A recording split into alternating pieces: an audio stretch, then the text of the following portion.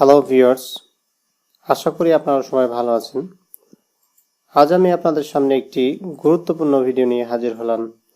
তা হচ্ছে কিভাবে বাড়িতে একটি কার্যকরী জৈব কীটনাশক তৈরি করবেন, বিশেষ করে নিম কীটনাশক।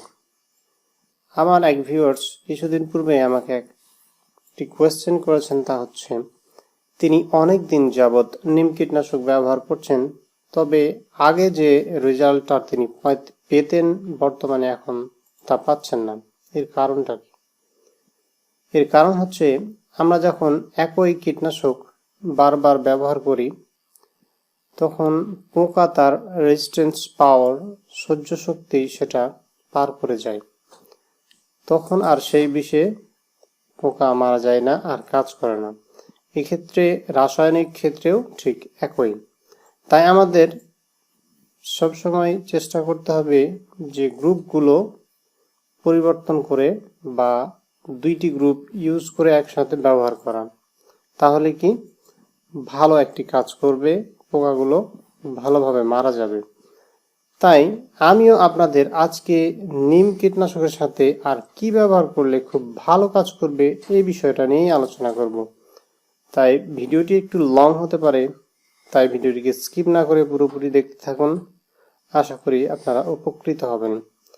আর যারা চ্যানেলটিতে নতুন তারা চ্যানেলটিকে সাবস্ক্রাইব করে আমাদের সাথেই থাকুন। অলরেডি যারা সাবস্ক্রাইব করেছেন তাদের অসংখ্য ধন্যবাদ। তো কথা না বাড়িয়ে চলুন শুরু করা যাক। প্রথমে আমরা নিমের পাতাগুলোকে সুন্দর মতো ছড়িয়ে নিলাম। এরপর একটি পাত্রে আমরা নিয়ে নিচ্ছি, যাতে আমরা এটিকে সুন্দর মতো গরম করে সেটাকে আমরা প্রক্রিয়াজাত করতে পারি। এই জন্য আমি একটি পাত্র নিয়ে নিয়েছি, দেখুন।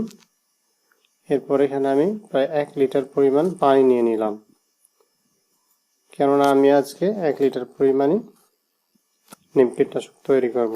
তো চলুন আমরা গ্যাস স্টোভে চলে যাই। তো বন্ধুরা, আমরা চলে এলাম আমার গ্যাস স্টোভে। আমি আমার স্টোভ চালু করে দিয়েছি। এখন আমরা প্রায় 8 থেকে 10 মিনিট এটাকে সুন্দর মতো ফুটিয়ে নেব। দেখুন বন্ধুরা, আমার ফুটা প্রায় 5-6 মিনিট হয়ে গেল। আর কিছুক্ষণের মধ্যে আমার হয়ে যাবে। বেশি উত্তপ্ত হয়ে যাওয়ার কারণে আমরা একটু স্লো করে দিলাম। এখন আমরা প্রায় আমাদের গরম শেষের পথে। আপনারা 8 থেকে 10 মিনিট এটা ফুটিয়ে নেবেন। এরপর প্রায় 12 ঘন্টা মতো আমাদের এটা ঠান্ডা করে নিতে হবে। বন্ধুরা দেখুন, আমাদের ঠান্ডা করা হয়ে গেছে। এখন আমরা এটিকে সুন্দর মতো ছেঁকে নেব। এখন ছাঁকার পূর্বে আমরা নিমের পাতাগুলোকে একটু পাত্রে সরিয়ে নিচ্ছি। আর এই নিমের পাতাগুলো আপনারা কি করবেন? হ্যাঁ, অবশ্যই এই নিমের পাতাগুলোরও কাজ রয়েছে, আপনারা এগুলো ফেলে দেবেন না। এগুলোকে আমরা প্রক্রিয়াজাত করে এগুলো জৈব সার তৈরি করে নেব, অনেকটা নিম খোলের মতো কাজ করবে। তাই আপনারা এগুলো সুন্দর মতো ব্যবহার করে নেবেন। এরপর বন্ধুরা আমরা একটি পাত্রে অথবা বোতলে, আপনাদের যেটা পছন্দ, এটাকে সুন্দর মতো আপনারা ছেঁকে নেবেন। আমি এটাকে এখন ছেঁকে নেব একটা বোতলে। দেখুন ভিউয়ার্স, আমি একটি বোতল এখানে রেডি রেখেছি, প্রায় 1 লিটার পরিমাণ এখানে ধরবেন।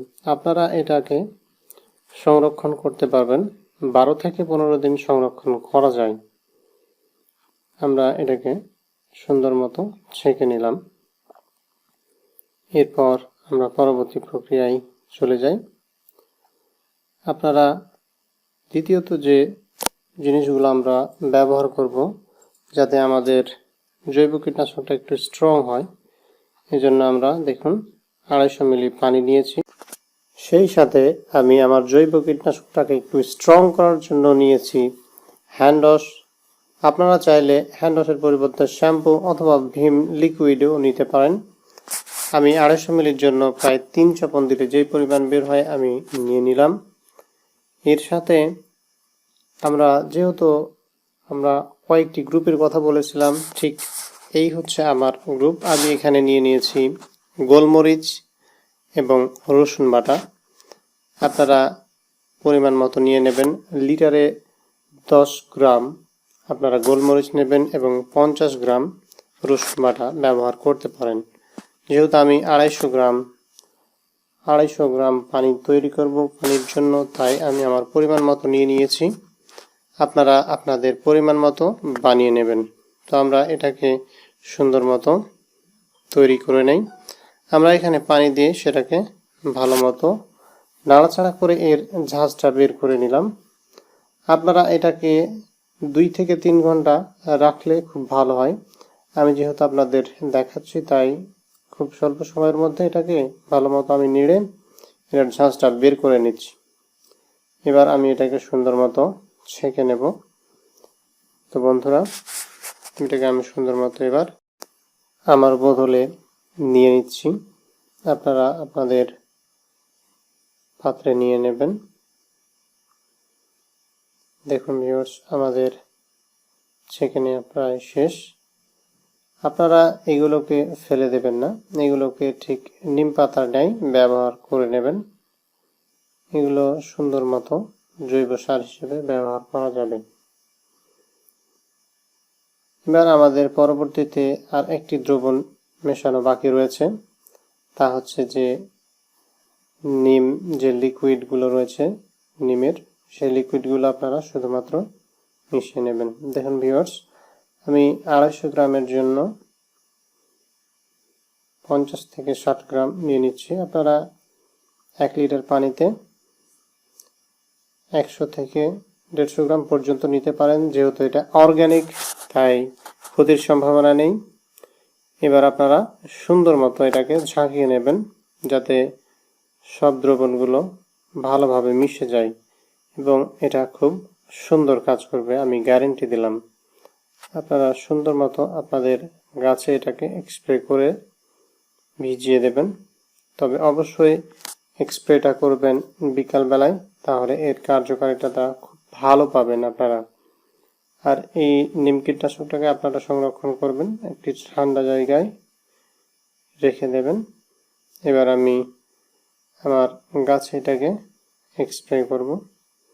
তো চলুন বন্ধুরা, আপনাদের দেখিয়ে দিই আপনারা কীভাবে স্প্রে করবেন। এই যে আমার গাছগুলো রয়েছে এখানে, সুন্দর মতো আপনারা গাছের নিচ থেকে মাথা পর্যন্ত ভালোভাবে ভিজিয়ে দেবেন। দেখুন আমার গাছগুলো কি তরতাজা রয়েছে, পূর্বে কাটিং দেওয়া হয়েছিল, অনেক কুশি নিতে শুরু করেছে। সুন্দর মতো আপনারা আপনাদের গাছগুলোকে ভিজিয়ে দেবেন। এটি সপ্তাহে 2 থেকে 3 বার ব্যবহার করতে পারেন। অবশ্যই আপনাদের গাছ খুব হেলদি থাকবে এবং ভালো ফলাফল পেতে আপনারা অবশ্যই এটা বিকালে স্প্রে করবেন, তাহলে এর কার্যকারিতাটা খুব ভালো পাবেন। আশা করি আমি আপনাদের সম্পূর্ণ বিষয়টা বোঝাতে সক্ষম হয়েছি। আপনারা এই অনুযায়ী ব্যবহার করলে অবশ্যই উপকৃত হবেন। আশা করি ভিডিওটা আপনাদের অনেক ভালো লেগেছে। যদি ভালো লাগে ভিডিওটিকে একটি লাইক দেবেন এবং কোনো কিছু জানার থাকলে অবশ্যই কমেন্টে জানাবেন, আমরা আপনার কমেন্টের উত্তর দেওয়ার চেষ্টা করব। এতক্ষণ পর্যন্ত ধৈর্য ধরে আমার ভিডিওটি দেখার জন্য আপনাদের অসংখ্য ধন্যবাদ। দেখা হবে পরবর্তী কোনো ভিডিওতে, সেদিনের অপেক্ষায়। আল্লাহ।